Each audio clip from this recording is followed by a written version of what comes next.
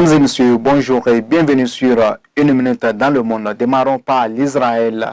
Opération déluge d'Al-Qassa, c'est le nom de l'attaque massive lancée samedi 7 octobre par le Hamas contre Israël depuis la bande de Gaza, mettant fin à une trêve globalement respectée depuis la fin d'une guerre de 5 jours entre Israël et le territoire palestinien en mai dernier. La branche armée du mouvement islamiste qui contrôle la bande de Gaza depuis 2007 a annoncé avoir lancé plus de 5000 roquettes et infiltré des combattants en territoire israélien. Le Premier ministre Benjamin Netanyahu a promis des représailles, je cite, « Notre ennemi va payer un prix tel qu'il ne l'a jamais connu. Nous sommes en guerre et nous allons gagner. » Fin de citation, a-t-il déclaré dans une allocution. En Afghanistan, des centaines de maisons réduites en poussière, alors que des sauveteurs s'affairent toujours pour retrouver les victimes de la série de séismes qui a frappé l'ouest du pays le samedi dernier. Le bilan s'est alourdi hier soir à 2445 personnes tuées dans le tremblement de terre, selon le porte-parole de la gestion des catastrophes. Plus tôt, les autorités talibanes avaient fait état en plus de milliers de morts, de 9240 blessés et 1329 maisons endommagées ou détruites, notamment dans les régions situées à 30 km au nord-ouest de la ville de Herat, frappée par un séisme de magnitude 6,3 suivi par 8 fortes répliques.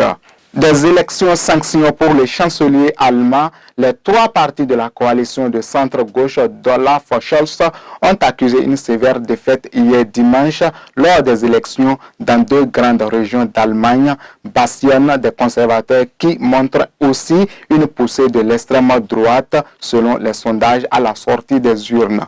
Les sociaux-démocrates de Scholz, les Verts et les libéraux du FDP sont en recul dans les deux scrutins qui ont lieu en Bavière, la plus grande région allemande en superficie, et en Est où se trouve Francfort, le siège de la BCE.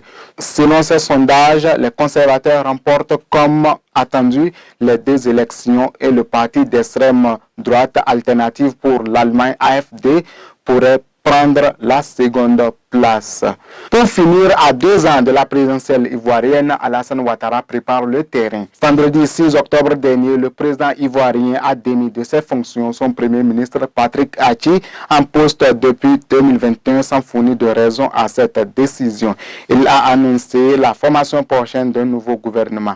Alassane Ouattara a signé un décret mettant fin aux fonctions du premier ministre, chef du gouvernement, ainsi qu'à celles des membres du gouvernement, selon un communiqué lu par le secrétaire général de la présidence Abdrahmane Cissé.